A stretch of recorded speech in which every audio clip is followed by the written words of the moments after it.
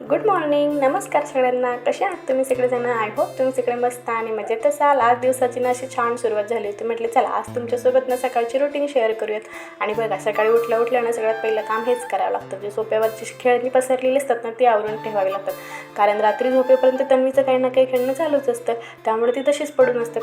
ती आवरून घेतली. त्यानंतर मस्त दारात उंबरठ्यावर छान छोटीशी रांगोळी काढून घेतली आणि किचनमध्ये आली. आणि किचनमध्ये आल्यानंतर सगळ्यात पहिलं काम हेच करावं लागतं.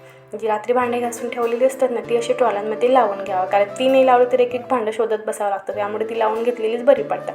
त्यानंतर तोपर्यंत दूध पण आलं होते. म्हटलं चला दूध तापवून घेऊ, कारण तन्वीला ना सकाळी उठल्या दूध प्यायची सवय आहे, त्यामुळे मग ती उठेपर्यंत ते पण थंड होऊन जातं. ती दूध तापवून ठेवलं आणि माझ्यासाठी मस्त चहा ठेवला. आणि आजकाल यांची नाईट ड्युटी चालू आहे, त्यामुळे चहा सकाळी मी एकटीच घेते, त्यामुळे मस्त माझ्या पुरता एकटीपुरता चहा बनवून घेतला आणि तिच्यासाठी मस्त बोर्नव्हिटा वगैरे टाकून दूध थंड करून घेतलं.